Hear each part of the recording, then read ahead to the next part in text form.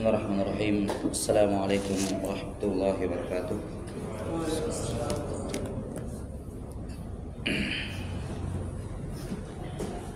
Alhamdulillahi rabbil alamin. Wassalatu wassalamu ala asyrafil anbiya'i wal mursalin nabiyyina Muhammadin wa ala alihi wa sahbihi ajma'in. Asyhadu an la ilaha illallah wahdahu la syarika lah wa asyhadu anna Muhammadan 'abduhu wa rasuluh. Allahumma la ilma lana illa ma 'allamtana innaka antal alimul hakim. Allahumma faqihna fi dinik wa 'allimna ma yanfa'una warzuqna al-ikhlasa fil qawli wal 'amal wa zidna 'ilman ya arhamar rahimin.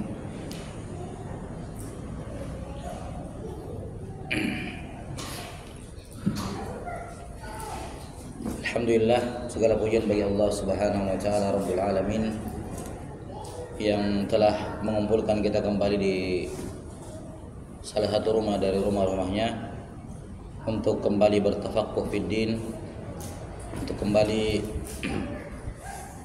menuntut ilmu agama, saling membacakan ayat Allah dan hadis Rasulullah sallallahu alaihi wasallam di dalamnya. Dan ini merupakan tanda bahwa Allah Subhanahu wa taala menginginkan kebaikan kepada kita seluruhnya. Sebagaimana sabda Rasulullah sallallahu alaihi wasallam, "May yuridillahu bihi khaira yufaqihu fid din." Barang siapa saja yang Allah taala inginkan kebaikan padanya, maka dia akan diberikan pemahaman kepada agama.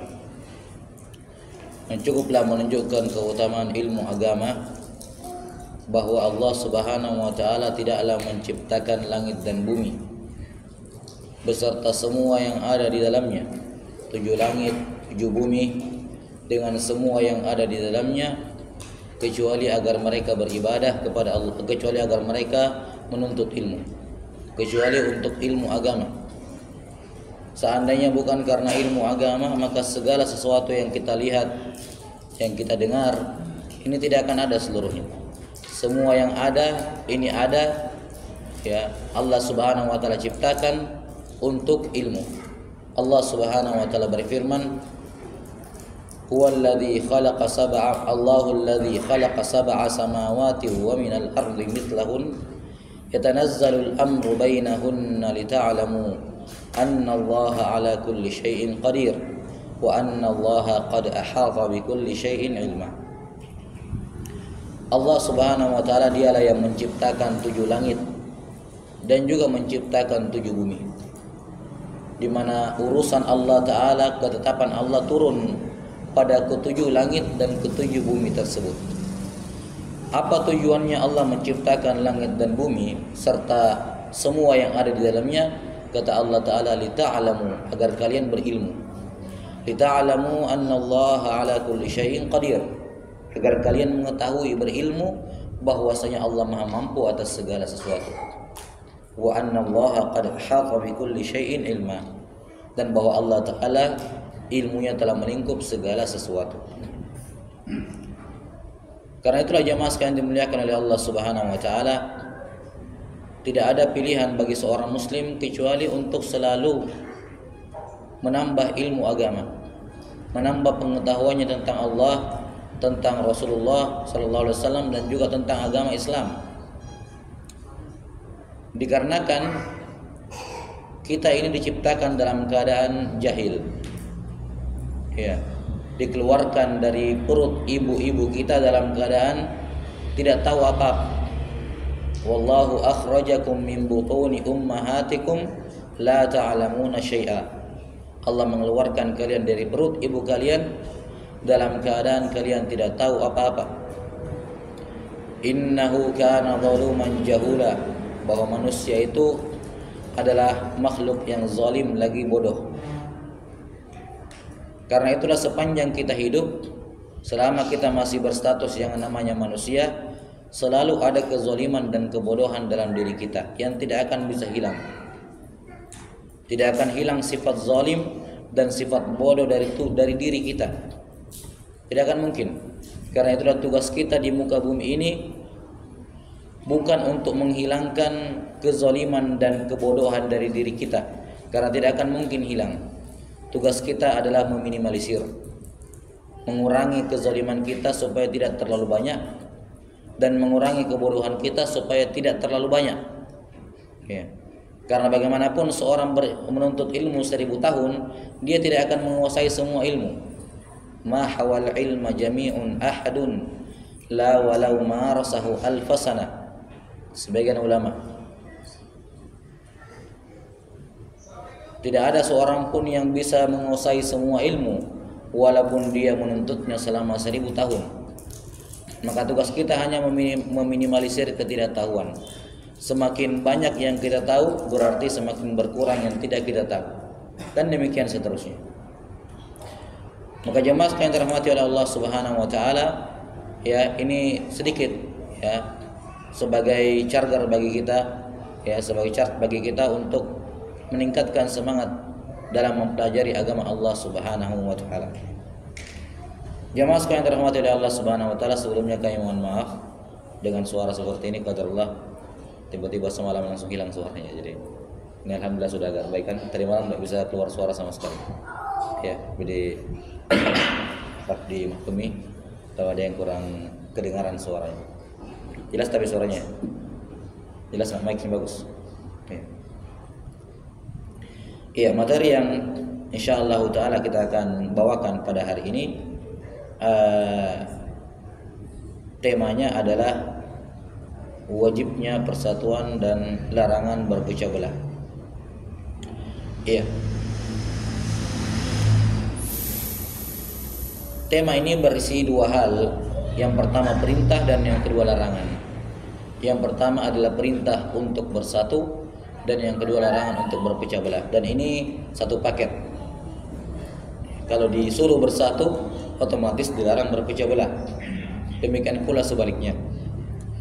Dan ini tema menjadi sangat penting karena persatuan, ya, mewujudkan persatuan ini merupakan salah satu syariat yang bersepakat di dalamnya semua agama samawiyah. Semua agama yang pernah Allah turunkan dari langit, dari zaman dahulu sampai di zaman Nabi Muhammad SAW, sepakat untuk mewajibkan dan menyerukan hal ini, yaitu bersatu dan jangan berpecah belah. Allah Subhanahu wa taala berfirman dalam Al-Qur'an dalam surah Asy-Syura ayat 13, "Syara'a lakum minad dini ma wassa bihi Nuha walladzi auhayna ilaik wa ma wassayna bihi Ibrahim wa Musa wa Isa an aqimud dina wa la tatafarraqu fi." Ini Allah Ta'ala mensyariatkan hal ini kepada 5 Rasul Ulul Azmi yang menjadi Rasul wakil dari semua Nabi dan Rasul yang lain.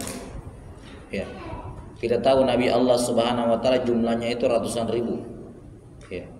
Jumlah Rasul Allah Subhanahu wa Ta'ala ratusan, 315 kalau nggak salah dalam sebagian riwayat. Dari ribuan Nabi dan Rasul tersebut, yang paling mulia adalah pimpinannya 5 orang ini, Ulul Azmi. Ya. Allah Subhanahu wa taala mengatakan syara'a lakum minad din. Allah taala telah mensyariatkan kepada kalian wahai umat Islam, wahai Nabi Muhammad sallallahu alaihi wasallam, telah mensyariatkan kepada kalian berupa agama. Yang mana agama ini, syariat ini sebelumnya telah Allah wasiatkan kepada Nuh. Ya. Maka kami wahyukan juga kepadamu hai Muhammad. Dan apa yang kami wasiatkan juga kepada Ibrahim, Musa dan Isa. Ya, ini semua syariat untuk para Rasul Ulul Azmi, ya, mengisyaratkan bahwa semua Rasul yang lain juga demikian. Semua Nabi dan Rasul juga demikian. Apa ajarannya, apa syariatnya? An aqimud dina wa la tatafarraqu fi. Hendaknya kalian menegakkan agama, ya, dan jangan berpecah belah di dalamnya. Bersatu dalam mengerjakan agama dan jangan kalian berpecah belah di dalamnya. Ini ayat yang sangat agung menunjukkan wajibnya persatuan dan larangan berpecah. Cukuplah menunjukkan agungnya syariat ini bahwa tidaklah Allah mengutus Nabi dan Rasul kecuali dengan membawa syariat ini. Iya. Dan perintah untuk bersatu juga tersebut dalam firman Allah Subhanahu wa taala dalam surah Ali Imran. Allah Ta'ala berfirman, wa'tasimu bihablillahi jami'a wa la tafarraqu واذكروا نعمة الله عليكم إذ كنتم أعداء فألف بين قلوبكم فأصبحتم بنعمته إخوانا وكنتم على شفا حفرة من النار فأنقذكم منها ya sampai akhir ayat. Allah Subhanahu wa taala menyebutkan dalam Al-Qur'an wa'tasimu bihablillahi jami'a wa la tafarraqu. Di sini sisi pendiriannya. Berpegang teguhlah kalian semua kepada agama Allah dan jangan berpecah belah. Ada perbedaan di kalangan ulama mengenai penafsiran hablullah di sini apa? Apa yang dimaksud dengan wa'tasimu bihablillah? Hablillah di sini apa? Ada yang mengatakan hablullah di sini adalah Al-Qur'an, Al-Islam. Sehingga ayat ini turun berkenaan dengan persatuan dalam agama. Sementara sebagian ulama yang lain menafsirkan bahwa persatuan yang dimaksud di sini persatuan dalam perkara dunia, yakni bersatu di bawah seorang pemimpin supaya tidak terjadi perang saudara di antara kalian. Karena perang saudara itu rentan terjadi ketika mereka tidak ada pimpinan. Yakni bersatu di bawah seorang kepala negara, seorang pemimpin, apapun namanya, dari zaman dahulu namanya khalifah, ya. Karena sistem negara dalam Islam itu tidak harus berbentuk khalifah, ya, dalam bentuk monarki, kerajaan juga boleh. Intinya harus ada pemimpin, itu intinya. Ya, jelas sampai sini. Maka ketika Allah Ta'ala menyebutkan dalam ayat ini wa'tasimu bihablillah, berpegang teguhlah kalian kepada agama Allah, sebagian menafsirkan atau hablillah tali Allah, sebagian ulama menafsirkan yang dimaksud dengan hablullah di sini adalah bersatu dalam perkara dunia. Iya.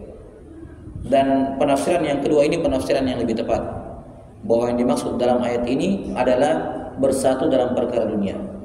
Adapun bersatu dalam perkara akhirat, perkara agama sudah disebutkan sebelumnya tadi dalam surah Asy-Syura tadi. Jelas ya?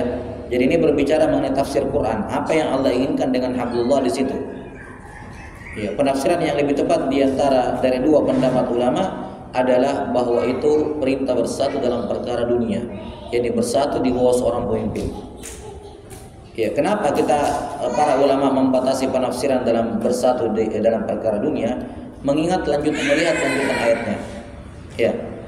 Mengingat apa? Lanjutan ayatnya. Wa'tasimu bihablillahi jami'an wa la tafarraqu wadhkuru ni'matallah. Ingatlah nikmat Allah kepada kalian ketika kalian dulu apa? Bermusuh-musuhan. Jadi ini dalam perkara dunia.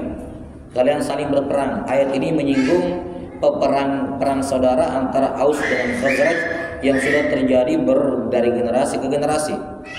Ya, yang kemudian atas nikmat Allah gabungkan mereka menjadi kaum Ansar. Fa asbahtum bi ni'matihi ikhwana. Dengan nikmat Allah kalian menjadi orang yang bersaudara. Maka ini dua ayat penting, ya. Dua ayat penting terkait dengan masalah persatuan dan larangan berpecah belah.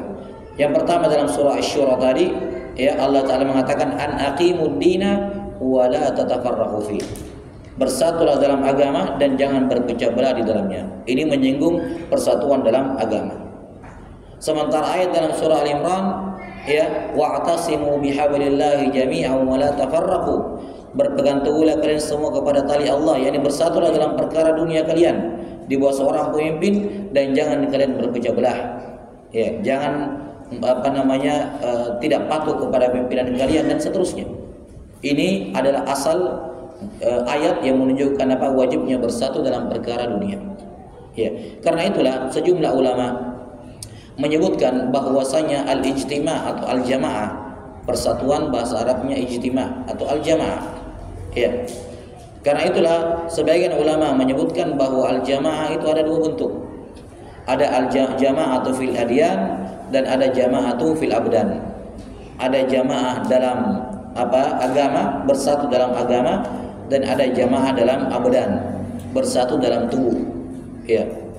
Jamaah adyan inilah bersatu dalam agama. Bagaimana semua kaum muslimin bersatu di bawah ajaran Rasulullah sallallahu alaihi wasallam, ya. Bersatu di bawah ajaran Rasulullah sallallahu alaihi wasallam dan yang dibawa kepada kita oleh para sahabat radhiyallahu anhum ajmain. Sementara persatuan dengan badan adalah bagaimana kaum muslimin mereka bersatu di bawah kepemimpinan seorang pemimpin yang syah.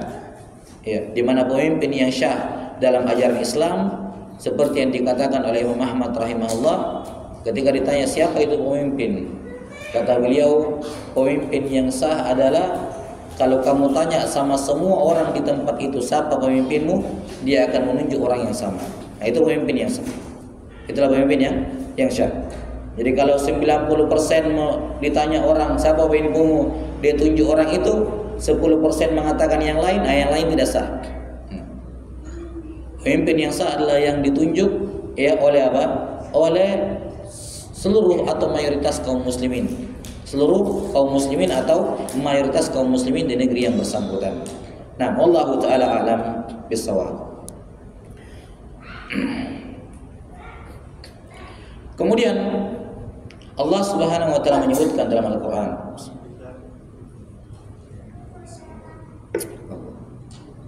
Allah Ta'ala menyebut dalam Al-Quran bahwa berpecah belah merupakan ciri khasnya orang-orang musyrikin, dan kaum muslimin dilarang untuk menyerupai kaum musyrikin. Allah Subhanahu wa taala berfirman, "Wala takunu minal musyrikin minal ladzina farraqu dinahum wa kanu syi'a kullu hizbin bima ladaihim farihun." Allah Ta'ala mengatakan, janganlah kalian menjadi seperti orang-orang musyrik. Bagaimana orang musyrik itu? Minal ladzina farraqu dinahum wa kanu syi'a, yang mereka membagi agama mereka menjadi kelompok-kelompok, menjadi sekte-sekte. Wa kanu syi'an, dan mereka saling berbangga satu sama lain. Wa kanu syi'an, yakni mereka berkelompok-kelompok. Ya, kullu hizbin bima ladaihim farihun. Setiap kelompok merasa bangga dengan yang ada pada kelompok mereka. Ayat ini mensinyalir hadis Nabi sallallahu alaihi wasallam dalam hadis yang sahih. Iftaraqatil yahudu ala sintaini wa sab'ina firqah. Umat Yahudi itu sudah terpecah menjadi 72 kelompok, 72 sekte. Jadi ini sunnahnya Yahudi. Mereka sudah terbagi menjadi 71 sekte, ihda wa sab'ina firqah. Bahwa Yahudi sudah terpecah menjadi 71 sekte. Ya. Waftaraqatin nasara ala thintaini wa sab'ina firqah. Nasrani lebih banyak lagi, terbagi menjadi 72 firqah, 72 sekte. Sebagaimana yang diketahui, mereka sendiri saling mengkafirkan satu sama lain. Ya, di antara sekte Nasrani ada yang tidak menerima pemahaman Trinitas itu. Ya, tetap meyakini Tuhan itu satu, tidak tiga. Ya. Di antara mereka sekte Nasrani ada yang meyakini Nabi Muhammad SAW itu nabi, tapi khusus untuk orang Arab. Tidak berlaku untuk yang lain katanya. Jadi dia memperlakukan nabi sama seperti nabi-nabi sebelumnya, lokal. Nah, intinya Nasrani juga terbagi menjadi 72 sekte. Wasataftariqu ummati ala 73 firqah. Ya. Dan umatku akan terpecah menjadi 73 kelompok, 73 sekte, di mana induk sekte ini sudah dijelaskan oleh para ulama. Ya, seperti misalnya Syiah Rafidhah, kemudian orang-orang Khawarij, orang-orang Jahmiyah, ya, orang-orang Murji'ah, Qadariyah. Ini semua sepakat, ya. Nah, para ulama bahwa ini merupakan sekte-sekte yang menyimpang dalam Islam. Ala kulli hal, intinya di sini yang Allah Ta'ala sebutkan bahwa jangan sampai seorang muslim mengikuti langkah-langkah mereka, Yahudi dan Nasrani, di mana mereka memecah belah agama mereka menjadi kelompok-kelompok, kemudian mereka saling berbangga dengan apa yang ada pada diri mereka masing-masing. Dan kalau kita lihat di tengah kaum muslimin di zaman sekarang, fenomena ini sudah terjadi, ya. Waliyadzubillah, sangat disayangkan. Di mana setiap orang itu ketika berbicara mengenai muslim saudaranya yang lain, obrolannya itu kita dan mereka. Kita, mereka. Padahal sama-sama muslim. Sama-sama apa? Sama-sama muslim. Sama-sama berada di atas akidah yang benar, di atas jalan Rasulullah sallallahu alaihi wasallam. Dan mereka mengeluarkan diri mereka dari keumuman kaum muslimin. ya, mereka mengeluarkan diri mereka dari keumuman kaum muslimin, kemudian merasa lebih baik dan lebih hebat dibandingkan yang lain. Demikianlah keadaannya. Ya. Dan sudah dimaklumi bersama bahwa merasa lebih baik itu merupakan hal yang diharamkan. Beda antara seorang itu baik dengan merasa lebih baik. Seorang itu baik dituntut seorang itu harus menjadi baik. Tapi merasa lebih baik dibandingkan orang lain, ini hal yang haram. Hal yang diharamkan. Karena itulah Nabi SAW pernah bersabda, la tufaddiluni ala Musa. Jangan mengunggulkan saya dibandingkan Musa. Secara kenyataan jelas Nabi Muhammad SAW lebih unggul dibandingkan Nabi Musa. Tapi bersamaan dengan itu, kalau kamu tinggikan saya dalam konteks merendahkan Nabi Musa, haram. Tidak boleh. Maka kalau kamu berada di atas kebaikan, alhamdulillah, syukuri tersebut. Tapi kalau kamu mengatakan saya berada di atas kebaikan dalam konteks merendahkan orang lain, itu jadinya haram. Kalau Nabi Muhammad dengan Nabi Musa saya diperbandingkan dengan tujuan merendahkan Nabi Musa, haram. Apalagi siapa kita manusia biasa ini yang banyak kekurangan, terus kita mengatakan saya lebih baik dibandingkan mereka semuanya. Ini kesombongan luar biasa. Nabi Muhammad SAW saya tidak ridho beliau diperlakukan seperti itu, diangkat-angkat ya dalam konteks merendahkan Nabi yang lain, tidak boleh. Karena itu diharamkan bagi seorang muslim untuk apa? Ya, farihin, merasa bangga dengan dirinya. Sebagaimana Fir'aun, Qarun, ya, dia berjalan di muka bumi dengan farihin, ya, dalam keadaan sombong. Maka ini yang Allah Ta'ala larang.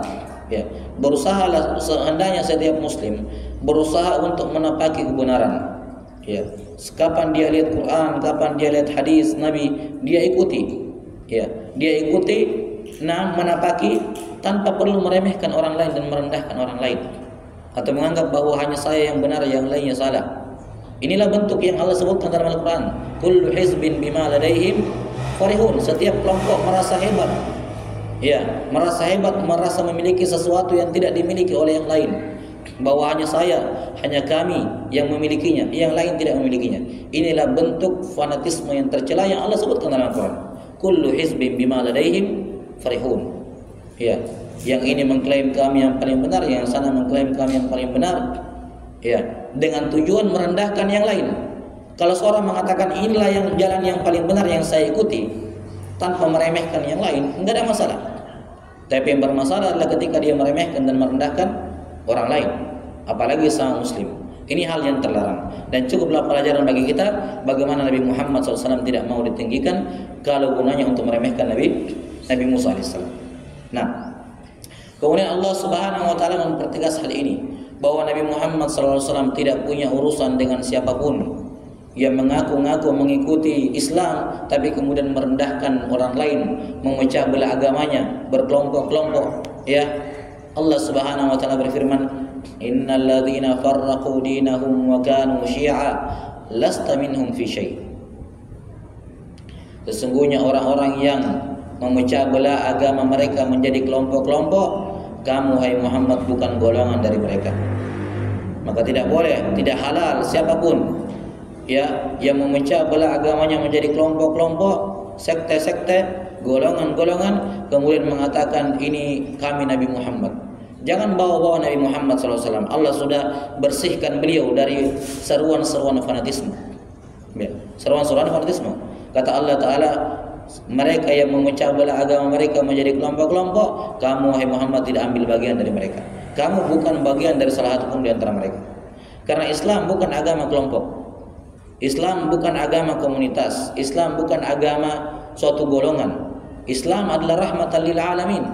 Karena itulah selayaknya ajaran Islam itu untuk alamin, untuk alam semesta, bukan untuk individu tertentu, golongan tertentu dan seterusnya.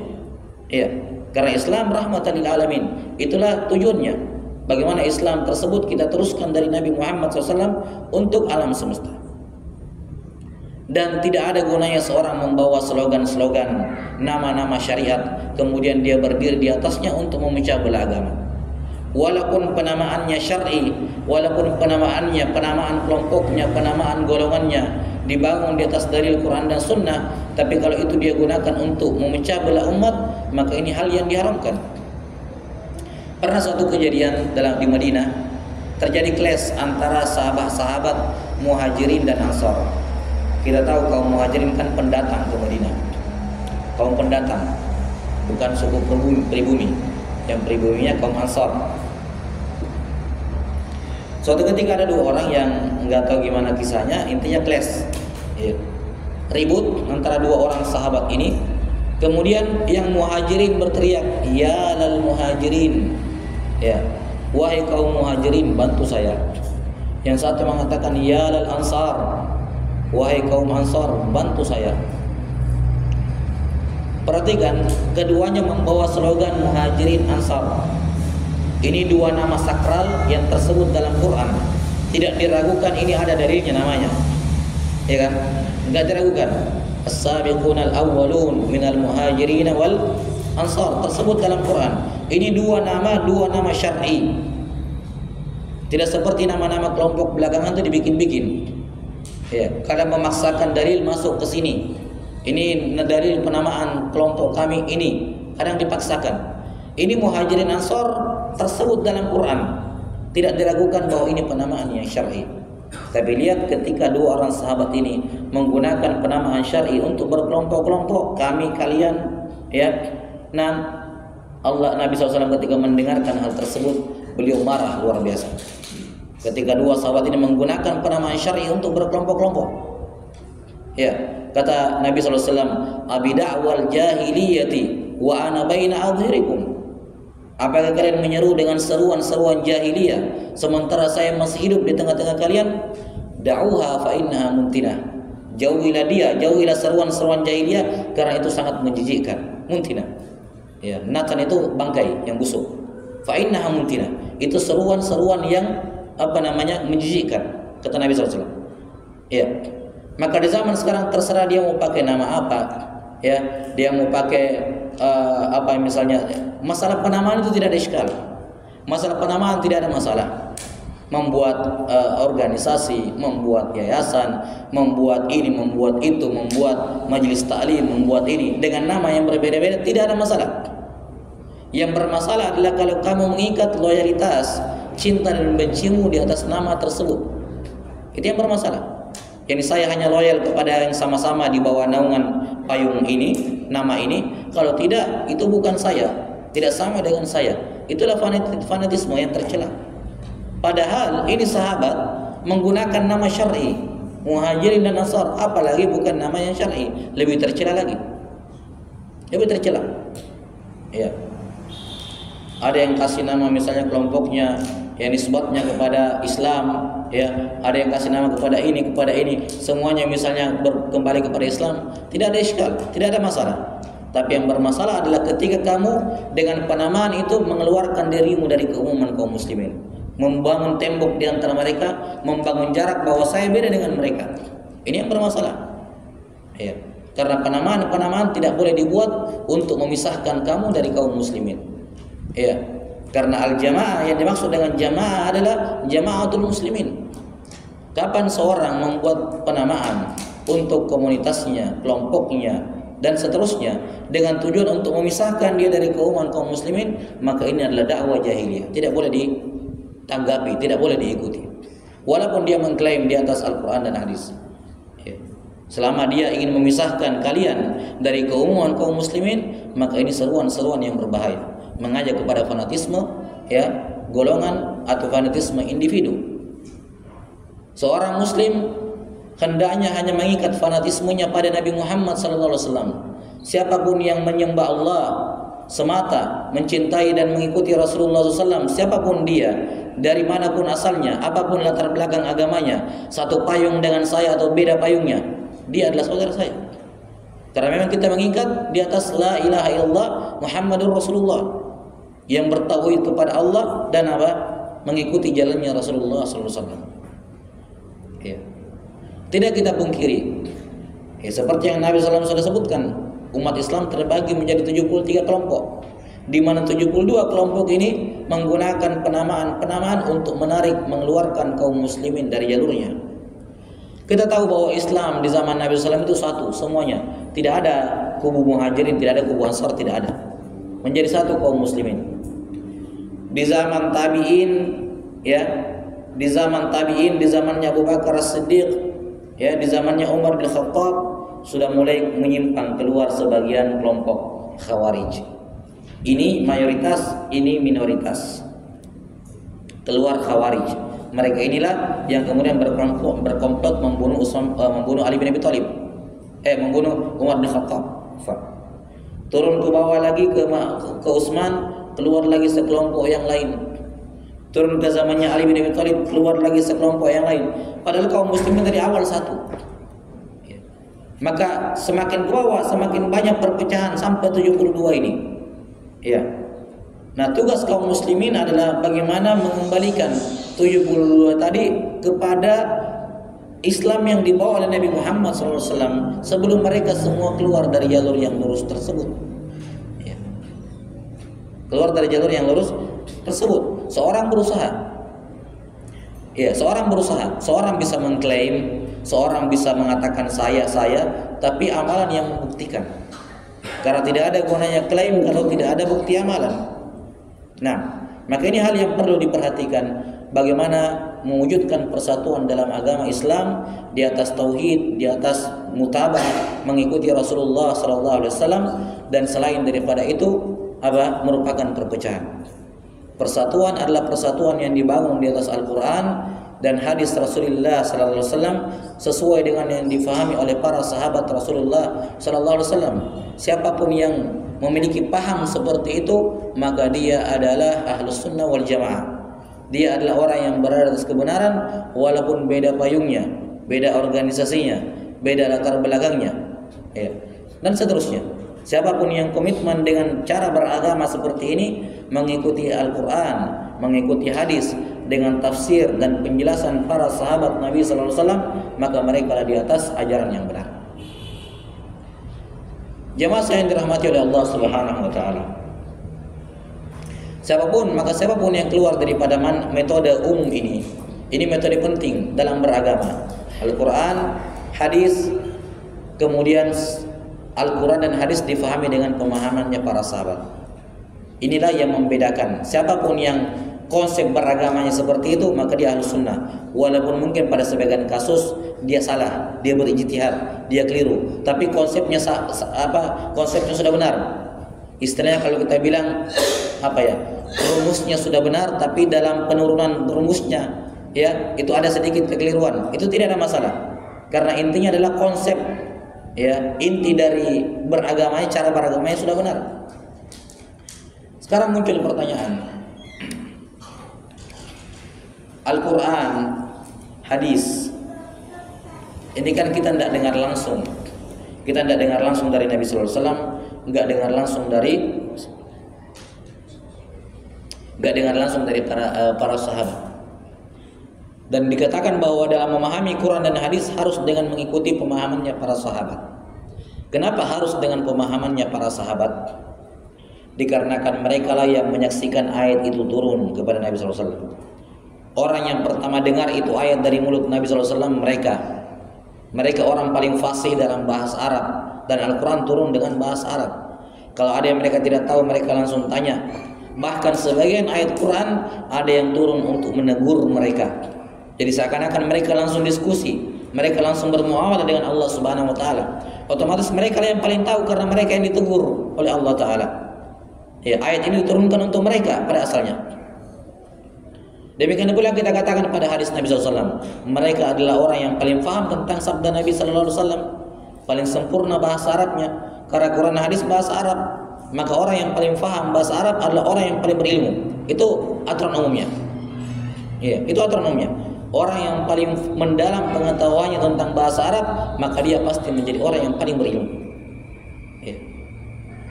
Karena para sahabat tidak ada belajar nahwu, sharaf misalnya, tidak pernah belajar mustalah hadis, usul fikih, tidak ada. Ya, mereka mengandalkan apa yang mereka pahami dari bahasa Arab, karena memang demikianlah kenyataannya. Bilisanin Arabi mubin. Tidak ada manusia yang lebih fasih terhadap bahasa Arab dibandingkan para sahabat radhiyallahu anhum ajma'in. Apalagi ketika ada ayat atau hadis yang penafsirannya keluar dari penafsiran kebahasaan, Nabi akan jelaskan, tidak seperti yang kalian sangkakan. Ya, ini ada makna lainnya misalnya.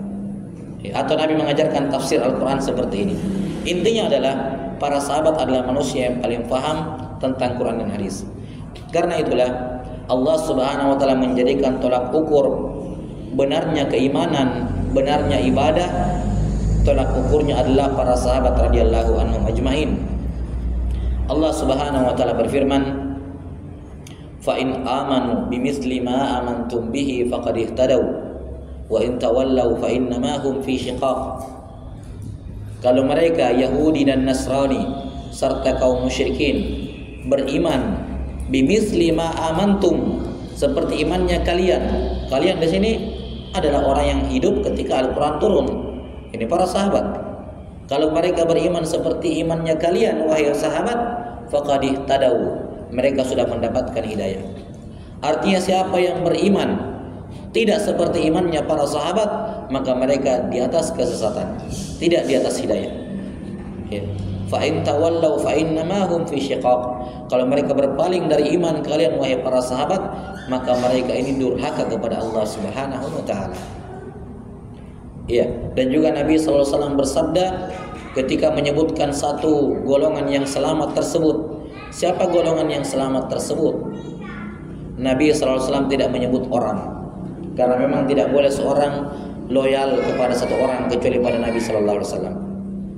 Lihat para sahabat ketika mereka mendengarkan bahwa dari 73 golongan ini hanya satu golongan yang selamat dari ancaman. Sebelumnya butuh digarisbawahi, 72 golongan yang lain itu muslim. Dan tidak ada yang kafir dari 73 golongan itu. Semuanya masih muslim. Karena Nabi SAW bersabda, "Wasataftariqu ummati", umatku, umat Islam akan terpecah menjadi 73. Jadi 73 ini masih muslim semua, tidak ada orang kafir. Maka bagaimanapun penyimpangan mereka tidak boleh diperlakukan seperti orang kafir, mereka masih muslim. Ketika Nabi SAW mengatakan semuanya dalam neraka, yakni semuanya diancam masuk neraka, kecuali kalau Allah memaafkan mereka. Ya, innallaha la yaghfiru an yushraka bihi wa yaghfiru ma duna dzalika liman yasha. Yang penting bukan syirik, ada peluang diampuni oleh Allah Subhanahu wa taala kalau Allah menghendaki. Maka 72 golongan ini semuanya kaum muslimin semuanya. Ya. Kemudian dikatakan hanya satu yang selamat dari ancaman. Para sahabat mengatakan, "Manhum ya Rasulullah." Bagi yang belajar bahasa Arab, man ini untuk isim istifham, untuk akil, untuk yang berakal. Ingin menanyakan siapa orangnya, man. Siapa orangnya? Abu Bakar kah? Umar kah? Utsman, Ali, siapa? Manhum. Siapa mereka yang selamat ya Rasulullah? Di sini Nabi Muhammad SAW tidak menjawab pertanyaan mereka. Mereka meminta nama orang, beliau tidak sebut nama orang. Karena kalau disebut nama orang, misalnya beliau berkata mereka adalah keempat orang ini, Abu Bakar, Umar, Utsman, Ali. Seandainya disebut 4 orang, kalau 4 orang ini meninggal siapa lagi? Kan begitu. Tapi ketika mereka minta nama orang, Nabi SAW menjawab dengan nama sifat, dengan sifat. Ma ana alaihi yauma wa ashabi. Siapapun itu, saya tidak pentingkan orang, siapapun dia. Yang penting dia berjalan di atas ajaran yang saya dan para sahabatku berada di atasnya. Diikutkan, saya dan para sahabatku. Maka syarat mutlak untuk mengikuti Nabi sallallahu alaihi wasallam adalah mengikuti jalannya para sahabat Rasulullah sallallahu alaihi wasallam. Sekarang bagaimana menghubungkan kita sekarang ini, orang yang sudah datang 15 abad kemudian, ya. Orang yang datang 15 abad kemudian, bagaimana menghubungkan kita dengan para sahabat radhiyallahu anhum ajmain? Iya, alhamdulillah banyak dari fatwa-fatwa para sahabat itu sudah terbukukan sebagaimana sabda Nabi sallallahu alaihi wasallam terbukukan. Dan ini penting. Kenapa kita katakan penting? Karena setiap dari 73 kelompok ini semuanya kalau berargumen, Allah berfirman, Rasulullah bersabda. Semua bawa Quran, semua bawa hadis. Tidak ada yang tidak punya dalil Quran dan hadis, tidak ada. Ya, siapapun kita tanya, ya, bahkan sekte yang sudah dihukumi sesat di negeri kita oleh MUI seperti Ahmadiyah misalnya, ditanya Ahmadiyah apa dalilmu, dia akan bawakan Quran hadis, ada. Semuanya ada. Karena itulah tidak cukup yang penting ada Qurannya, yang penting ada hadisnya, tidak cukup. Harus pemahaman terhadap Quran dan hadis itu harus sesuai dengan pemahamannya para sahabat. Nah, pemahaman para sahabat radhiyallahu anhum ajma'in itu diwarisi oleh murid-murid mereka. Diwarisi oleh apa? Murid-murid mereka. Ini satu hal yang butuh kita pelajari. Bagaimana mazhab para sahabat diwariskan turun-temurun. Tidak mazhab, jangan sampai dipahami mazhab sahabat berhenti di sana, terus tiba-tiba ada orang 14 sahabat kemudian datang mengatakan inilah mazhab sahabat. Enggak. Inilah jalannya sahabat. Enggak. Jadi Abdurrahman ibn Mahdi, kalau bukan Abdurrahman ibn Mahdi, Ali ibn Mahdi ini saya lupa. Salah satu dari dua imam ini, beliau imam dalam hadis. Beliau mengatakan bahwa setelah meninggalnya Nabi sallallahu alaihi wasallam ada 3 sahabat Nabi sallallahu alaihi wasallam yang memiliki mazhab. Ada 3 sahabat yang memiliki mazhab, di mana mereka ini memiliki ashab, memiliki murid-murid yang belajar agama pada ketiga orang sahabat ini. Ini menunjukkan kepada kita bahwa mazhab dalam beragama itu sudah ada dari zaman sahabat radhiyallahu anhum ajma'in, bukan perkara yang baru dimunculkan oleh Imam Malik, Imam Syafi'i, Abu Hanifah, Malik atau Imam Ahmad, bukan. Dari zaman sahabat itu sudah ada 3 mazhab besar. Di mana mazhab ini adalah cara berfikir, cara menafsirkan Quran, cara menafsirkan hadis, ya sesuai dengan tuntunan Nabi sallallahu alaihi wasallam. Iya.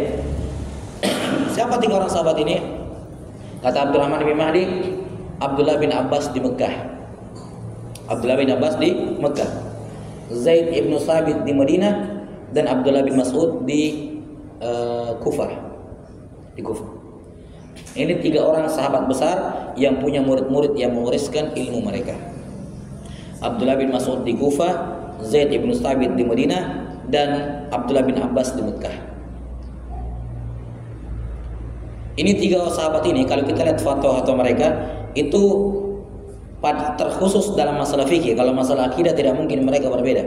Dalam masalah fikih itu mereka punya corak masing-masing yang membedakan antara 3 orang sahabat ini.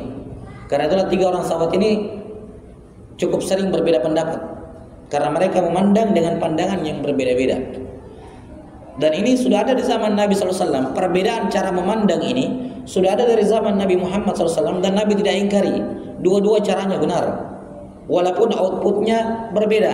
Satu melahirkan kesimpulan A, satu melahirkan kesimpulan B. Yang B yang benar, tapi A tidak disalahkan. Kenapa? Karena caranya sudah benar. Karena perlu diperhatikan, dalam Islam kita tidak hanya memperhatikan hasil, kita juga memperhatikan apa? Cara. Selama caranya sudah benar, hasilnya ternyata keliru, la yukallifullahu nafsan illa wus'aha. Yang salah itu adalah kalau caramu yang salah, hasilnya salah, itu berdosa.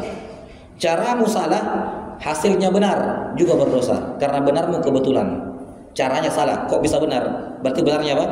Kebetulan. Maka dalam beragama itu yang dipentingkan adalah cara. Itulah yang kita bahasakan dengan nama manhaj. Manhaj itu adalah cara beragama, cara memahami Quran, cara memahami hadis. Itulah namanya manhaj. Ya. Sebagai orang-orang belakangan kalau sebut kata manhaj langsung yang kebayang ribut-ribut. Bukan itu manhaj. Ya.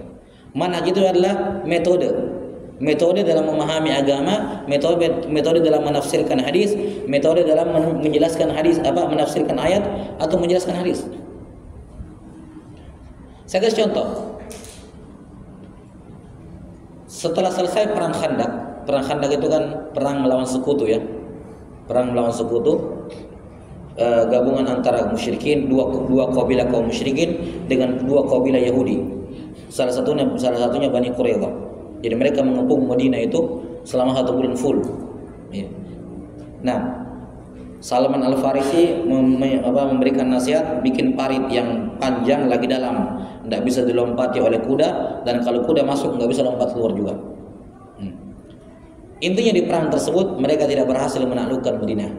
Mereka pulang setelah diporak-porandakan oleh Allah Ta'ala dengan mengutus para malaikat, ya, untuk merusak kemah-kemah mereka dan meniupkan kepada mereka angin yang sangat dingin yang sampai ke tulang-tulang mereka. Tidak tahan mereka 1 bulan, akhirnya pulang. Nah, setelah selesai itu mereka pulang, Nabi dan para sahabatnya meletakkan pedang mereka, sudah aman. Jibril datang kepada Nabi Muhammad SAW mengatakan, kenapa kalian meletakkan pedang-pedang kalian? Kami para malaikat belum selesai, belum meletakkan pedang-pedang kami.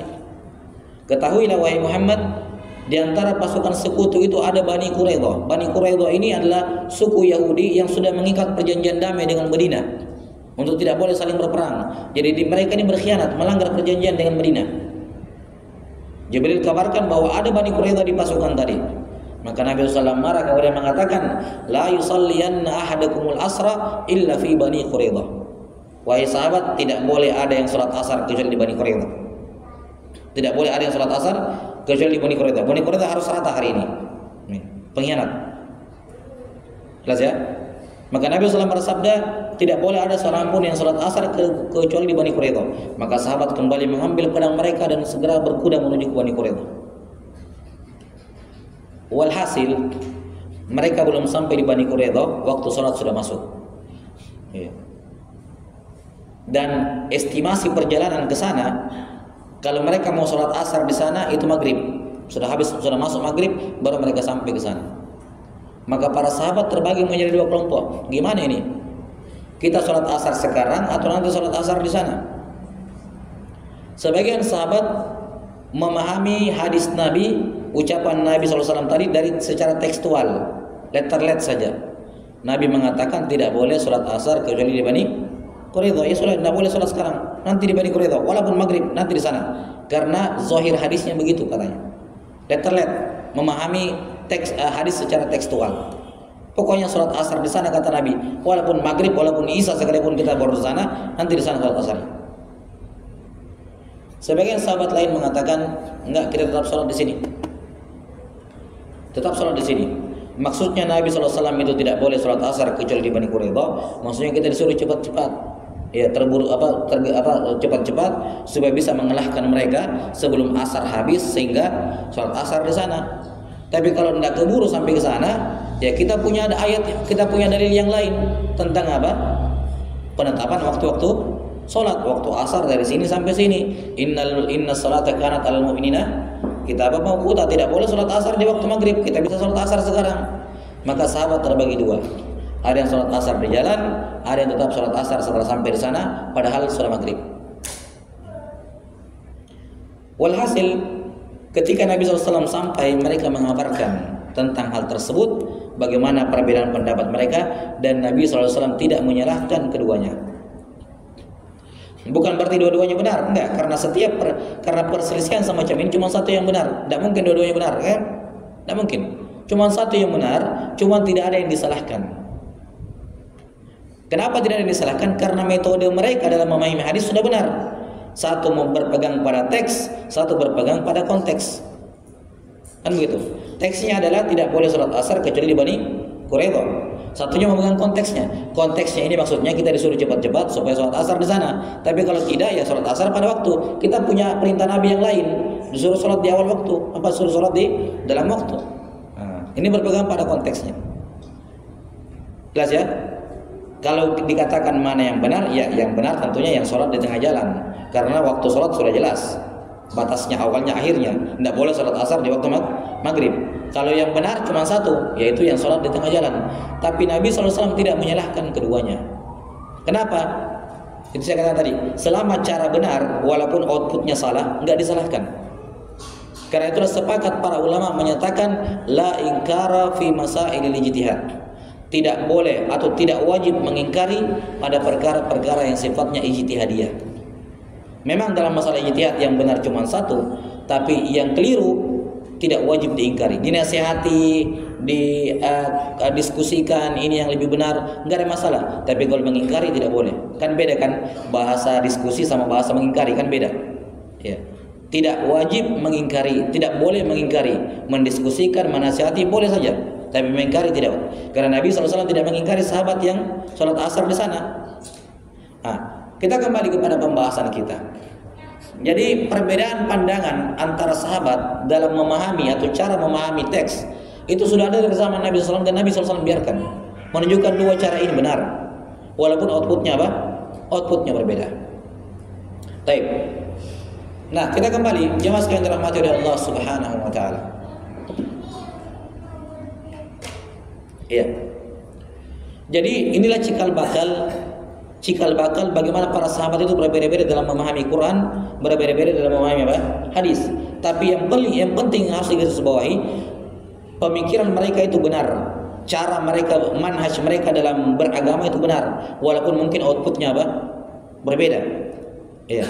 Paham? Ini harus digarisbawahi bahwa cara berpikirnya para sahabat, cara mereka memahami teks, cara memahami konteks ini benar. Maka itulah yang kita harus ikuti, cara mereka dalam beragama, dalam memandang ayat dan memandang hadis. Karena itulah hal yang harus diperhatikan. Memahami Quran dan hadis itu tidak simpel. Lihat ya, satu kata tadi sahabat sampai beda pendapat. Iya. Makanya masalah-masalah seperti ini jangan seorang mengatakan dalilnya kan jelas. Mana ada dalil jelas? Ya. Selama itu ranah ijtihadiyah, para ulama berbeda pendapat. Perbedaan pendapat mereka menunjukkan itu dalil 50-50. Nah itu. Kadang-kadang sebagian orang mengatakan, kenapa kaum muslimin bisa berbeda pendapat? Bukankah hadisnya jelas, Al-Qurannya jelas?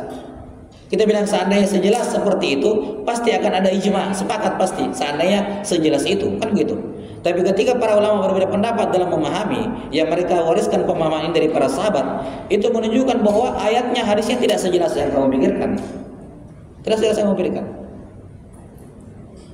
Karena itulah anjuran untuk kembali kepada Quran dan Sunnah sesuai dengan pemahaman para sahabat itu bukan tugas semua orang, bukan tugas kita-kita yang di bawah-bawah ini.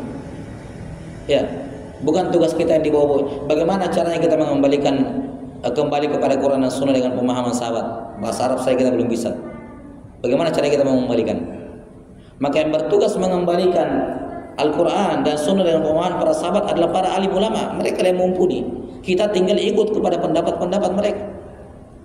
Siapapun di antara mereka, mereka berjalan di atas jalannya para sahabat radhiyallahu anhum ajma'in. Iya.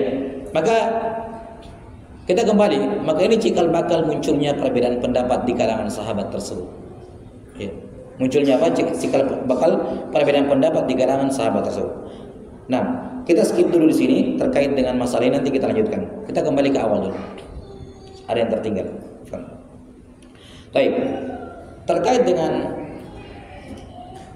persatuan dan perbedaan, Allah Subhanahu wa taala sudah kita sebutkan memerintahkan untuk bersatu dan melarang untuk berpecah belah. Demikian pula Nabi sallallahu alaihi wasallam. Di mana kita katakan bahwa bersatu yang dimaksud di sini adalah bersatu di bawah ajaran Rasulullah sallallahu alaihi wasallam sesuai dengan pemahamannya para sahabat. Sesuai dengan pemahaman para sahabat. Dan semua selain daripada itu merupakan bentuk berpecah belah. Itu merupakan bentuk berpecah belah.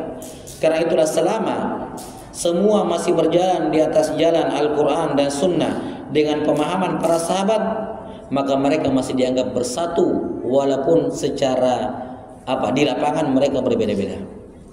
Lihat tadi sahabat, antara yang sholat asar di sini sama sholat asar di sana, mereka berpecah belah nggak? Atau bersatu?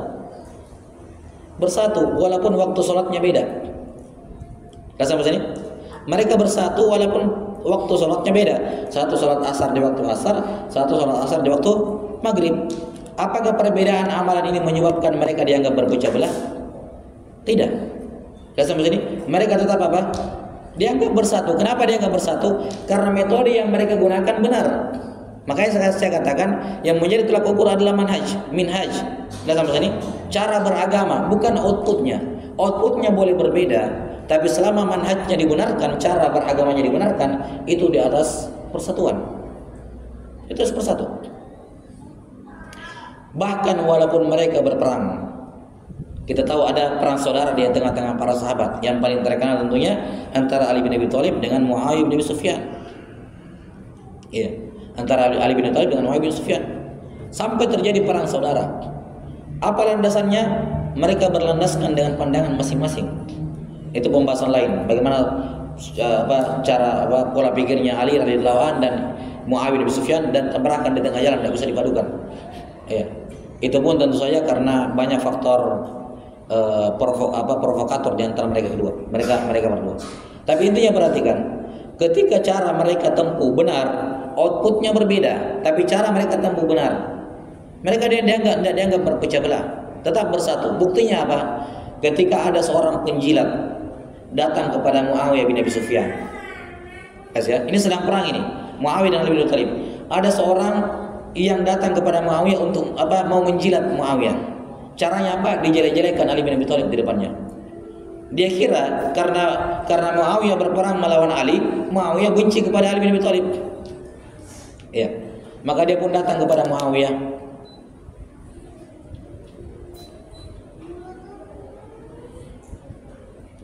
Ya. Dosa ditonton ini ada apa? Lanjut aja. Ya, maka orang ini pun datang kepada Muawiyah menjelek-jelekan Ali bin Abi Thalib di depannya dengan harapan Muawiyah senang, ya, kasih apalah gitu. Ya. Apa yang terjadi ketika orang tersebut mencela Ali di depan Muawiyah? Muawiyah radhiyallahu anhu langsung turun dan mencengkram lehernya, dicekik. Ya. Dia bilang, orang yang kamu katakan seperti itu, ya, itu adalah sepupunya Rasulullah SAW. Ya. Disebutkan keutamaan-keutamaannya Ali bin Abi Thalib. Padahal perang melawan Ali bin Abi Thalib. Kenapa? Karena perang mereka tidak dibangun di atas kebencian. Karena masing-masing mempertahankan pendapat yang menurut mereka ini sejalan dengan Quran dan hadis. Dan itu tidak membuat mereka berpecah belah, bahkan walaupun mereka berperang. Kenapa? Karena cara pandang mereka apa? Sudah benar. Aturan mereka sudah benar. Betul, ada yang salah, ada yang benar. Sekali lagi, yang benar di sini adalah pihaknya Ali bin Abi Thalib, yang benar. Yang keliru adalah pihaknya Muawiyah bin Abi Sufyan radhiyallahu taala anhuma. Dan dua-duanya sudah dijamin masuk surga. Ali, Muawiyah, dua-duanya penghuni surga, dijamin. Mereka berperang. Jelas ya? Ya. Yang benar cuma satu, tapi ketika pola pikir mereka dua-duanya benar, walaupun satunya outputnya salah, ya, tidak bisa dikatakan mereka berpecah belah. Maka yang dikatakan bersatu, jangan lihat secara zahir. Satu artinya satu pendapat, satu suara. Kalau A semua, B semua. Bukan itu hakikat bersatu. Bersatu adalah ketika ada dua output, pendapat A sama pendapat B, selama cara menuju ke sana dua-duanya sejalan dengan pemahaman para sahabat, maka ini bersatu walaupun di atas dua pendapat yang berbeda. Ma'ruf khilaf di antara para sahabat radhiyallahu anhum ajmain dalam banyak perkara. Jelas ya? Dalam banyak perkara. Bagaimana perbedaan pendapat antara Abdullah bin Abbas dengan Aisyah radhiyallahu taala anhuma, bagaimana perbedaan antara Zaid ibn Thabit misalnya dengan sahabat Abu Bakar As-Siddiq misalnya. Ya, Abu Hurairah dengan sahabat yang lain, Abdullah bin Amr dengan sahabat yang ma'ruf. Jadi jangan dikira kalau beda pendapat itu tidak bersatu. Enggak, itu pemahaman yang keliru. Ya. Ketika seorang berbeda pendapat, itu tetap dia bersatu selama cara dia mengeluarkan pendapat tersebut apa? Sesuai dengan pemahaman para sahabat radhiyallahu taala anhum ajma'in. Ini hal yang penting. Ya, Allah taala alam bisawab. Kemudian kita katakan bahwa Islam mengharamkan untuk berpecah belah dan memerintahkan untuk bersatu. Karena itulah seperti saya katakan tadi, bedakan antara berpecah belah dengan berbeda pendapat. Bedakan antara berpecah belah dengan berbeda pendapat. Orang berbeda pendapat tetap bisa bersatu. Tetap dikatakan bersatu selama cara-caranya sampai ke sana benar. Walaupun outputnya berbeda, hasil pendapatnya berbeda, tapi apa? Selama itu murni perbedaan pendapat maka dibenarkan.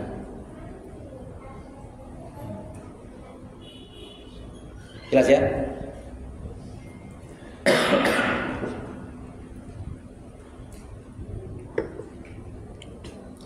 Masalah berikutnya, dalam Islam para ulama rahimahumullah taala menjelaskan ada permasalahan-permasalahan yang diharamkan berbeda pendapat di situ dan ada permasalahan-permasalahan yang diperbolehkan berbeda pendapat di situ. Jadi ada permasalahan-permasalahan yang haram berbeda pendapat. Ya, yang mana berbeda pendapat dalam masalah ini dianggap berpecah belah. Saya ulangi sekali lagi, berbeda pendapat dengan berpecah belah itu asalnya beda. Berpecah belah itu haram secara mutlak haram berpecah belah. Berbeda pendapat ini ada rinciannya. Ada berbeda pendapat yang haram dan ada berbeda pendapat yang boleh. Kita sampai sini? Saya ulangi, berpecah belah haram secara mutlak, nggak ada apapun alasannya berpecah belah haram dalam Islam.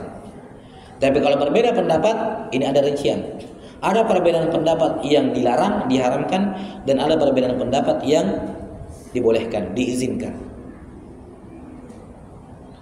Apa patokannya? Mana perbedaan pendapat yang diharamkan dan mana perbedaan pendapat yang diizinkan dan dibolehkan?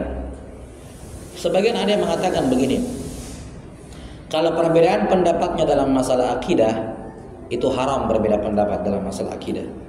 Tapi kalau dalam masalah fikih, itu boleh berbeda pendapat. Jelas ya? Ini pandangan yang kurang tepat. Pandangan yang kurang tepat.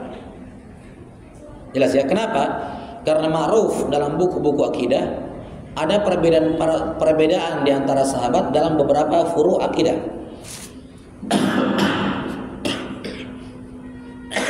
Dalam beberapa permasalahan akidah ada. Sebagaimana diharamkan juga berbeda pendapat dalam sebagian permasalahan fikih. Walaupun fikih amaliyah haram berbeda pendapat di situ. Jadi ada masalah-masalah akidah yang diharamkan berbeda pendapat dan ada masalah-masalah akidah yang boleh berbeda pendapat di situ. Sebagaimana dalam masalah amalan fikih, ibadah dan seterusnya, ada hal-hal yang diharamkan berbeda pendapat di situ dan ada hal-hal yang dibolehkan berbeda pendapat di situ. Apa patokannya? Patokannya kata para ulama adalah Quran, hadis dan ijma. Kapan masalah itu ada Qurannya, ada hadisnya, ada ijma'nya, maka haram berbeda pendapat di situ. Mau masalah fikih, mau masalah apa? Mau masalah akidah, haram. Kalau ada Qurannya, sunnahnya, ijma'nya. Tapi kalau tidak ada ijma'nya, ada Qurannya, iya, ada sunnahnya, iya, tapi tidak ada ijma'. Ya, tidak ada apa? Tidak ada ijma'. Maka ini menunjukkan di situ boleh berbeda pendapat. Mau itu masalah akidah, mau itu masalah fikih, amalan, boleh. Selama tidak ada ijma', maka itu izin untuk berbeda pendapat. Saya kasih contoh. Masalah-masalah akidah yang terdapat Quran, sunnah, hadis dan ijma' di dalamnya, yang tidak boleh berbeda pendapat di dalamnya, itu adalah masalah-masalah yang disebutkan dalam buku-buku i'tiqad, seperti yang kami bahas di mana? Daerah apa sana? DS? Ya, Tabota ya. Ya. Seperti buku kemarin Aqidah Al-Qayrawaniyah, itu semua atau hampir semua di dalamnya itu ijma' para ulama. Itu tidak boleh dilanggar karena ada ijma'. Tidak boleh berselisih dalam perkara akidah yang tersebut dalam buku itu. Dan poin-poin yang disebutkan di buku-buku itu disebutkan oleh semua ulama. Akidahnya Imam Syafi'i, akidahnya Imam Malik, akidahnya Imam Ahmad, akidahnya Imam Abu Hanifah, akidahnya para imam lain sepakat menyebutkan hal itu, maka itu haram berbeda pendapat. Tapi kalau masalah-masalah akidah yang terjadi perbedaan pendapat di kalangan ulama, maka menunjukkan itu boleh diizinkan berbeda pendapat dalam masalah akidah itu. Misalnya perbedaan pendapat antara Aisyah dengan Ibnu Abbas mengenai apakah Nabi Muhammad SAW melihat Allah secara langsung ketika Mi'raj atau tidak. Masalah Mi'raj ini kan masalah akidah ya, bukan masalah fikih. Masalah Mi'raj ini masalah akidah. Ya, jelas sampai sini? Tapi di dalamnya ada satu pembahasan yang sifatnya khilaf. Iya, Abdullah bin Abbas mengatakan Nabi Muhammad SAW melihat langsung Allah dengan mata kepalanya. Iya, ketika Mi'raj di atas langit yang ketujuh. Sementara Aisyah mengatakan radhiyallahu anha, siapa yang berkata kepada kalian bahwa Nabi Muhammad SAW pernah melihat Tuhannya secara langsung, maka dia pembohong. Lihat, keras ucapannya Aisyah, dia pembohong. Padahal Ibnu Abbas mengatakan lihat. Jelas ya? Menunjukkan bahwa ini masalah akidah, tapi ranah yang boleh diperjadikan perbedaan pendapat. Boleh. Jadi tidak semua masalah akidah itu masalah disepakati, enggak semua. Kalau dia masalah disepakati, haram berbeda pendapat di situ. Tapi kalau dari para ulama salaf, para sahabat sudah berbeda pendapat, ya kita di belakang juga boleh berbeda pendapat, mengikuti pendapat mereka selama tidak terwujud ijma'. Contoh masalah akidah yang lain, termasuk masalah akidah meyakini adanya telaga Nabi Muhammad SAW di padang mahsyar nanti, tempat orang minum. Itu iman. Siapa yang mengingkarinya, ini keluar dari sunnah. Tapi masalah khilafiahnya adalah telaga Nabi ini di mana letaknya? Apakah sebelum sirat atau setelah sirat? Dua pendapat di kalangan ulama. Ini masalah boleh berbeda pendapat walaupun akidah. Para ulama sepakat ada yang namanya timbangan pada hari kiamat, mizan, untuk menimbang amal baik amal buruk. Siapa yang mengingkari ini, dia melanggar ijma, berdosa. Tapi kemudian muncul perbedaan pendapat dengan ulama. Ada berapa timbangan pada hari kiamat? Cuma satu untuk menimbang semua amal manusia? Atau setiap umat punya timbangan masing-masing? Atau mungkin setiap amalan sholat ditimbang di sini, amalan zakat ditimbang di sini? Apakah timbangan itu satu atau berbilang? Ini masalah khilafiyah. Berbeda di sini tidak ada masalah, walaupun masalah akidah. Karena perbedaan ini sudah dari zaman dahulu. Sampai sini. Dan banyak sekali contoh-contoh masalah akidah yang merupakan masalah khilafiyah, banyak. Dan khilafnya dari zamannya sahabat. Makanya kalau dikatakan dalam semua masalah akidah kita harus bersatu, itu tidak tepat, tidak benar. Karena masalah akidah ada yang namanya usul, ada yang namanya furu'. Usul inilah yang ijma, kata kuncinya harus ada ijma. Selama tidak ada ijma, berarti boleh berbeda pendapat di situ. Dalam masalah fikih juga sama. Kalau ada yang mengatakan kalau masalah fikih boleh berbeda pendapat, enggak juga. Ada masalah-masalah fikih yang disepakati, enggak boleh berbeda pendapat. Misalnya, sholat 5 waktu wajib. Kalau ada yang bilang sholat 5 waktu sunnah, ini keluar dari Islam malahan. Ulama mengkafirkan. Ya. Padahal ini masalah fikih, sholat. Tapi kalau ada yang bilang sholat 5 waktu sunnah, ini bahaya. Iya, jelas ya.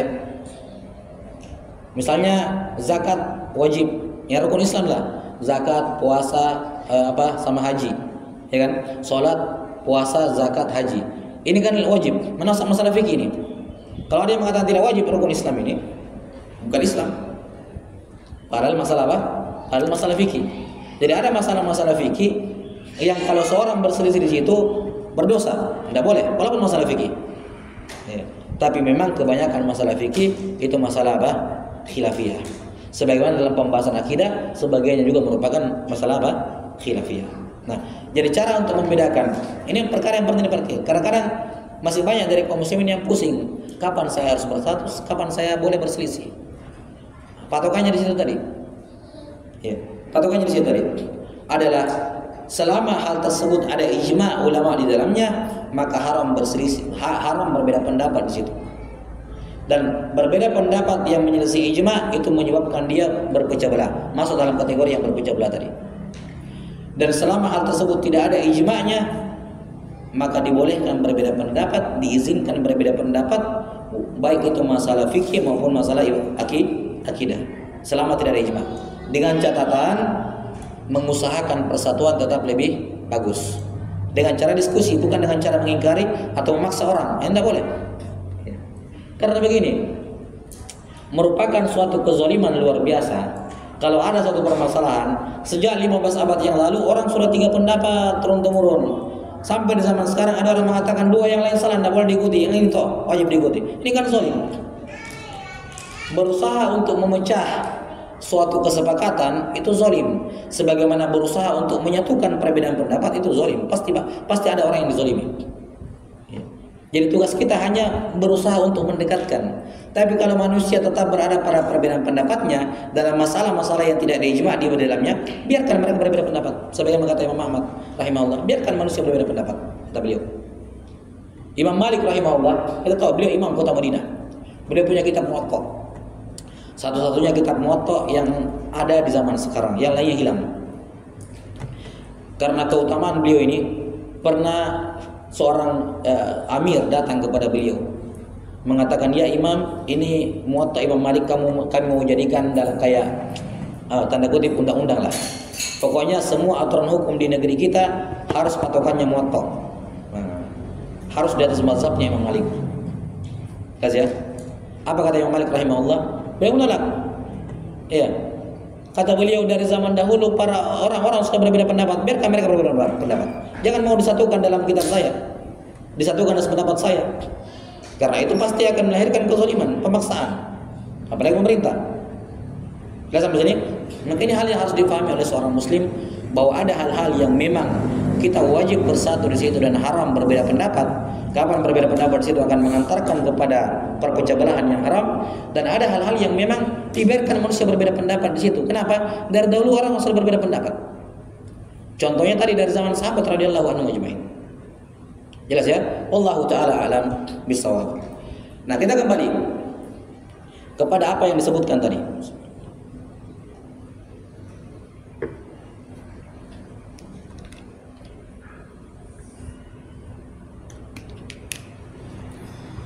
Bahwa cara berpikir para sahabat dari zaman Nabi sudah beda, dan Nabi tidak menyalahkan dua-duanya, menunjukkan cara berpikir dua-duanya apa?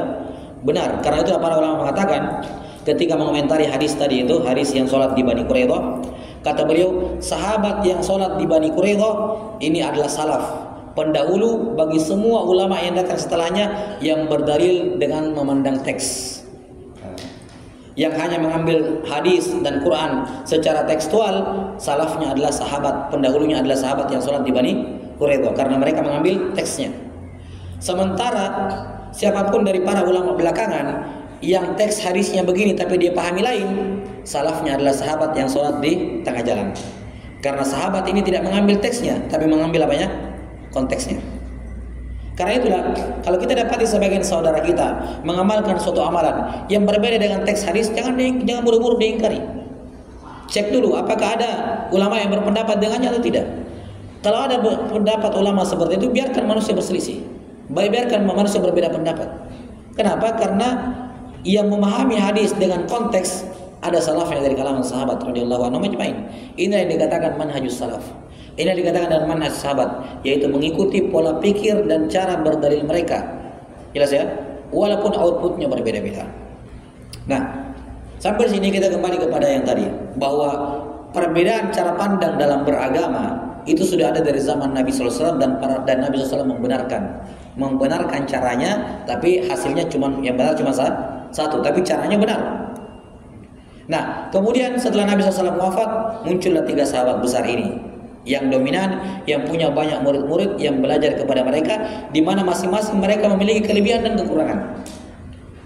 Satu di Mekah, siapa tadi di Mekah?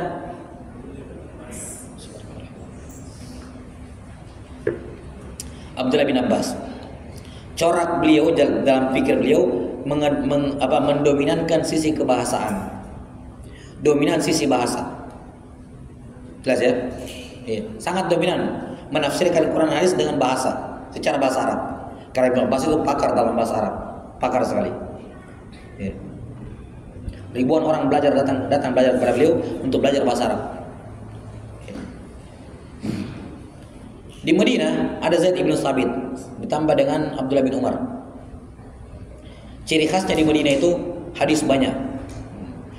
Hadis banyak karena Nabi SAW tinggal di Madinah selama 13 tahun, ya kan? Selama 10 tahun, afwan. Tinggal di Madinah 10 tahun. Beliau juga meninggal di situ.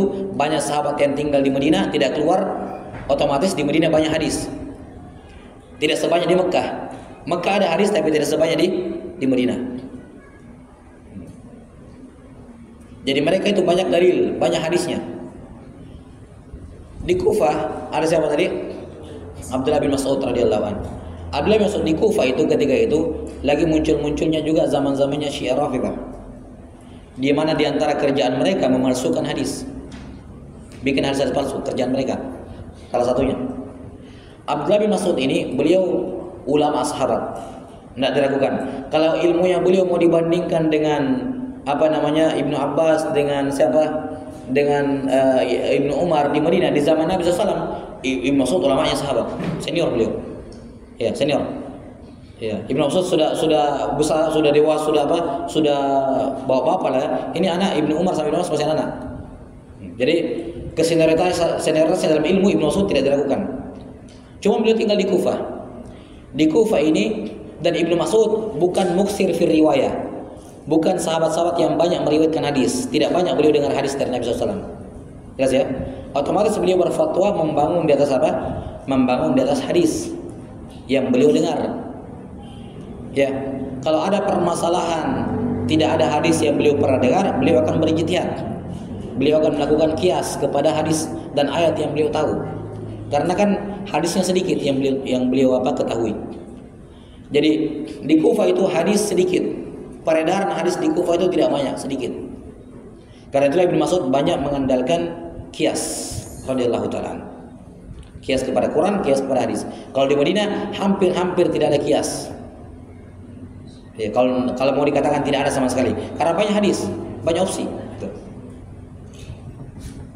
Jelas ya? Ini 3 sahabat besar. Di Yaman ada siapa? Mu'adz bin Jabal dengan Abu Musa al-Asy'ari, diutus ke sana. Ya, di Mesir juga ada sahabat Abdullah bin Amr bin As. Ya. Jadi sahabat Nabi terpencar-pencar dengan membawa ilmu mereka masing-masing. Ketika terjadi perbedaan pendapat antara mereka ini, mereka berbeda pendapat, tapi tidak dikatakan berpecah belah, tetap mereka bersatu. Kenapa? Referensinya sama. Sahabat-sahabat ini mereka dari Nabi sallallahu alaihi wasallam. Sudah sampai sini ya? Dari Kufah, ilmunya Abdullah bin Mas'ud diwarisi oleh murid beliau yang bernama Alqamah. Ya, muridnya Ibnu Mas'ud banyak, dikatakan ashab Ibnu Mas'ud, terkenal dan di kalangan para ulama. Ibnu Mas'ud punya banyak murid di Kufah. Kemudian murid-muridnya ini ilmunya diwarisi oleh Hammad ibn Sulaiman. Hammad bin Sulaiman ilmunya diwarisi oleh Abu Hanifah. Karena itulah mazhab Imam Abu Hanifah cikal bakalnya mazhabnya Ibnu Mas'ud. Kembalinya beliau ke mazhabnya siapa? Ibnu Mas'ud. Cikal bakalnya ke sana. Bukan beliau mendirikan, beliau hanya dalam tanda kutip meresmikan. Ya, dinisbatkan kepada beliau karena beliau yang mengkodifikasi, menuliskan ilmu-ilmunya. Ibnu Mas'ud kan selama ini kan ilmu di zaman dahulu kan dari mulut ke mulut toh, enggak dituliskan. Nah, Abu Hanifah radhiyallahu ta'ala rahimahullahu taala, beliau yang mengumpulkan, mengambil kesimpulan dari fatwa-fatwanya Ibnu Mas'ud. Beliau yang mewarisi ilmunya Ibnu Mas'ud. Di Madinah Zaid bin Sabit, siapa lagi, Abdullah bin Umar, ilmunya diwarisi oleh para tabi'in Madinah, di antaranya Nafi, Maula Ibn Umar, ada Urwa bin Zubair, ya. Diwarisi ilmu-ilmu oleh mereka. Dari mereka kemudian diwarisi oleh siapa?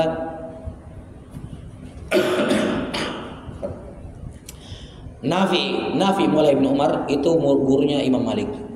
Maka mazhabnya Imam Malik di Madinah itu merupakan perpanjangan tangan dari mazhabnya Ibnu Umar dan Zaid bin Sabit, para sahabat. Di Mekah Abdullah bin Abbas, beliau punya murid namanya Atha bin Abi Rabah. Tabi'in yang paling berilmu tentang manasik haji, wajar orang Mekah. Tabi'in yang paling berilmu tentang manasik haji, Atha bin Abi Rabah. Atha bin Abi Rabah ini diwariskan ilmunya turun temurun juga. Ya. Diwarisi oleh Amr bin Dinar. Amr bin Dinar diwarisi ilmunya oleh Sufyan ibn Uyainah. Sufyan ibn Uyainah mewarisi ilmunya, diwariskan ilmunya oleh Imam Syafi'i. Ya. Demikian pula Muslim bin Khalid Az-Zinji juga murid dari Imam Syafi'i. Jadi mazhabnya Imam Syafi'i cikal bakal mazhabnya siapa? Asalnya dari mana? Abdullah bin Abbas. Makanya keunggulannya mazhab Syafi'i memang dari sisi kebahasaan. Nah, ini 3 ini. Abu Hanifah, Malik, Syafi'i. Abu Hanifah pewaris mazhabnya Ibnu Mas'ud, Malik pewaris mazhabnya Ibnu Umar dan Zaid bin Sabit, Asy-Syafi'i pewaris mazhabnya siapa? Ibnu Abbas. Mana Imam Ahmad? Imam Ahmad mewariskan ilmu dari Imam Syafi'i. Tapi beliau asalnya murid Imam Syafi'i, belajar dari Imam Syafi'i. Ya, tapi beliau sampai dalam jenjang mujtahid mutlak dan punya pemikiran tersendiri, ya. Nah, yang menggabungkan antara ilmu-ilmu yang ada. Jadilah beliau punya mazhab sendiri. Perlu diketahui bahwa Imam Syafi'i rahimahullah itu belajar kepada Sufyan bin Uyainah, belajar kepada Muslim bin Khalid Az-Zinji, ya, untuk mendapatkan mazhabnya Ibnu Abbas. Imam Syafi'i juga belajar lama kepada Imam Malik, karena beliau juga mewarisi mazhabnya Imam Malik. Imam Syafi'i juga belajar dari Muhammad ibn Hasan Asy-Syaibani, murid langsungnya Imam Abu Hanifah. Jadi bisa dikatakan mazhab Syafi'i itu gabungan dari mazhab Hanafiyah dengan Malikiyah, karena beliau murid dari keduanya. Itu pembahasan di tempat lain. Intinya yang saya ingin terangkan di sini, semua perbedaan pendapat di kalangan a'immatul madzhab yang 4 ini semuanya adalah mazhab salaf. Sampai sini, apapun yang mereka berbeda pendapat antara keempat imam ini, benang merahnya kembali kepada mazhab para sahabat radhiyallahu anhum. Bukan berbeda, bukan berselisih, bukan berpecah belah, tapi mereka bersatu di atas perbedaan pendapat. Karena itu Syekh Ibnu Utsaimin rahimahullahu taala pernah ditanya masalah, kalau di zaman terdahulu ada 3 pendapat, saya lupa 2 atau 3 pendapat di kalangan ulama Boleh enggak orang belakangan memunculkan pendapat yang keempat? Kata Syekh Ibnu Utsaimin rahimahullah, tidak boleh. Hukumnya haram. Kalau para ulama dari dahulu hanya ada 3 pendapat, maka tidak boleh memunculkan pendapat yang keempat. Kenapa?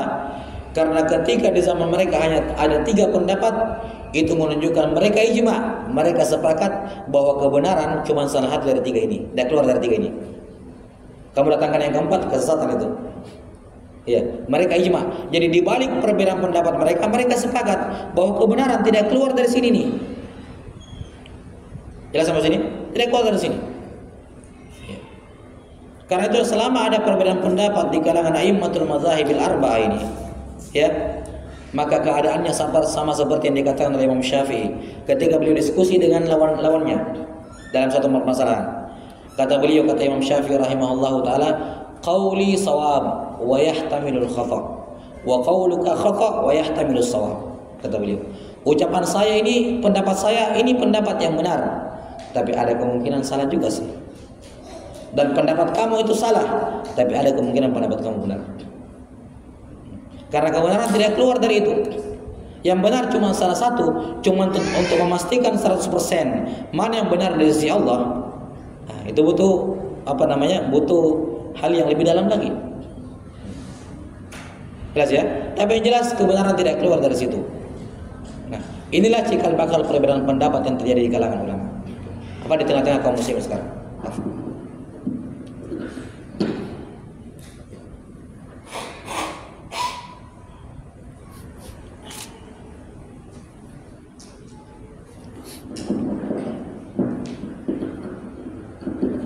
Nah, sekarang kita kembali kepada tema kita, mewujudkan persatuan dan larangan berpecah belah. Wajibnya bersatu dan melarang apa? Berpecah belah. Sampai di sini saya kira kita sudah paham pada masalah-masalah apa yang kita harus wujudkan persatuan, ya, yang haram berbeda pendapat, dan pada masalah-masalah apa yang mewujudkan persatuan hukumnya sunnah dan dibolehkan berbeda pendapat. Kan begitu? Yaitu semua permasalahan di mana para ulama sepakat ijma' di situ, dan ijma' itu menunjukkan manhajnya para sahabat cuma satu di situ, maka itu tidak boleh ada manhaj yang lain, tidak boleh pola pikir yang lain ada di situ, hanya pola pikirnya para sahabat, karena mereka sepakat di situ. Dan pada masalah-masalah yang mereka berbeda pendapat di dalamnya, ya, mereka berbeda pendapat di dalamnya, itu pertanda bahwa para sahabat juga berbeda pendapat di situ, karena mereka mewarisi ilmunya para sahabat. Dari mana mereka ambil ilmu dari para sahabat? Pola pikir Imam Malik, Imam Syafi'i, Imam Ahmad, Imam Abu Hanifah itu pola pikir yang sama seperti para sahabat yang mereka wariskan. Tidak berbeda sama sekali. Dipastikan tidak berbeda sama sekali. Mereka pewaris ilmunya para sahabat. Mereka inilah yang dikatakan as-salaf, pendahulu umat ini. Mereka lah. Maka apapun yang mereka katakan itu adalah qaulus salaf. Qaulus salaf dalam masalah akidah yang mereka sepakat di dalamnya satu, tidak berbilangan. Cek buku akidahnya Imam Ahmad, Imam Syafi'i, Imam Malik, Sufyan ats-Tsauri, Sufyan bin Uyainah, Al-Humaidi, ya, semua buku-buku akidah kalau kita bandingkan isinya sama semua. Sama semua. Ya. Jelas sampai sini ya. Tapi kalau kita membaca buku-buku fikih mazhab Maliki, mazhab Hanafi, Syafi'i, Ahmad, kita akan dapat perbedaan. Mereka mewarisi perbedaan yang sudah ada di zaman para sahabat radhiyallahu anhum ajmain. Kalaupun mereka bukan berbeda pendapatnya, tapi pola pikirnya dari awal sudah berbeda, dan itu pemikiran yang benar, pola pikir yang benar. Karena itulah apapun yang tersebut dalam buku-buku fikih mereka, itulah qaulus salaf semuanya. Itulah ucapan para sahabat, itulah mazhab para sahabat radhiyallahu anhum ajmain. Tidak boleh mengklaim bahwa hanya mazhabnya Imam Ahmad yang salaf, yang lainnya tidak. Enggak boleh, karena sahabat juga banyak. Bukan cuma Ibnu Umar sendiri. Nah, kita kembali ke beberapa masalah tadi. Ini yang menjadi masalah di tengah-tengah kaum muslimin sekarang. Baik. Terkadang mereka ini mencoba untuk berpecah belah. Mereka tidak ingin bersatu pada hal-hal yang kita harus bersatu di situ. Yang para sahabat, para ulama setelahnya sepakat di situ, sebagian orang masih mencoba mencari jalan lain, mengambil opsi lain, mengambil cara berpikir lain, dan ini hukumnya haram. Sebagaimana ada sebagian yang lain memaksakan untuk bersatu pada hal-hal yang sudah menjadi perbedaan pendapat dari zaman dahulu. Mencoba untuk memaksakan harus ini toh yang kita amalkan, yang lain tidak boleh kita amalkan. Ini kezaliman dan juga merupakan bentuk pelanggaran. Ya. Karena memaksakan bersatu hal-hal yang sudah 15 abad ulama berbeda pendapat mau dipaksakan jadi satu, itu kebodohan. Siapa kamu dibandingkan para imam Malik, Syafi'i, Ahmad? Mereka juga sudah mengusahakan persatuan, tapi memang tidak bisa karena pola pikir yang berbeda, yang semua pola pikir tersebut diakui oleh Nabi Sallallahu Alaihi Wasallam. Cara beragamanya diakui oleh Nabi Sallallahu Alaihi Wasallam, yang memandang teks, yang memandang konteks. Karena itulah dalam memahami Quran dan hadis tidak simpel, sangat kompleks sekali. Sampai-sampai para ulama membuat satu disiplin ilmu khusus untuk bagaimana caranya berpikir dengan manhajus salaf, bagaimana caranya menafsirkan Al-Quran, menafsirkan hadis dengan pemahamannya para sahabat. Ilmu itu yang kita kenal dengan ilmu usul fikih. Itulah undang-undangnya fikih. Itulah undang-undangnya bagaimana caranya kalau kita dapat ayat tentang fikih, bagaimana caranya saya menyikapi ayat ini. Saya mau tafsirkan bagaimana? Kapan saya ambil teksnya, kapan saya ambil konteksnya. Ya, dapat hadis, kapan saya ambil teksnya, kapan saya ambil konteksnya. Ketika dapat dua hadis bertentangan, yang mana yang saya dahulukan? Ya, apakah bisa jadi ini hadis terhapus hukumnya oleh hadis ini? Mungkin juga dua-duanya tidak tetap berlaku, tapi ini lebih umum, ini lebih khusus. Kompleks sekali. Karena itulah siapa yang mempelajari ilmu fikih tanpa mempelajari undang-undangnya, usul fikih, fikihnya pasti sangat lemah. Lebih lemah dari sarang laba-laba.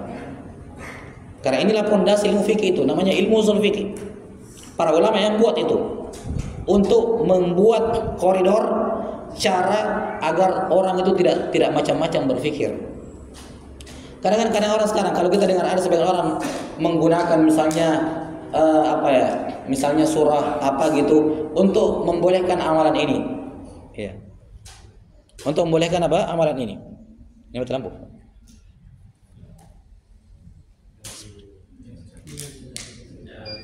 Oh, ya.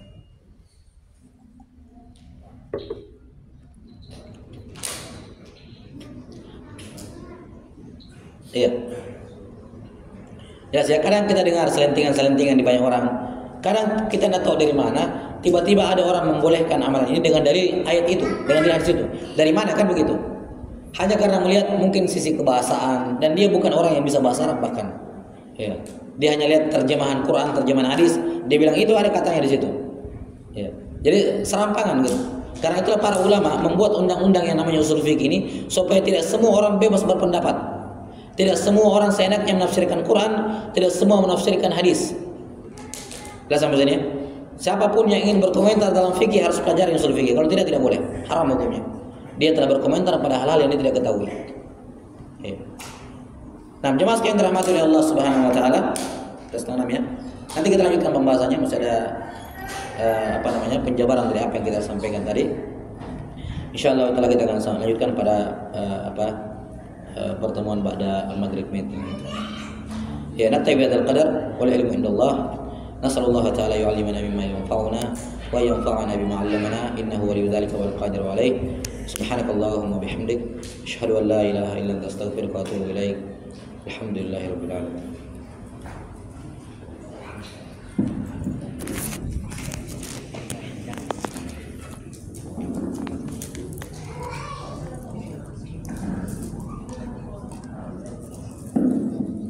Alhamdulillah.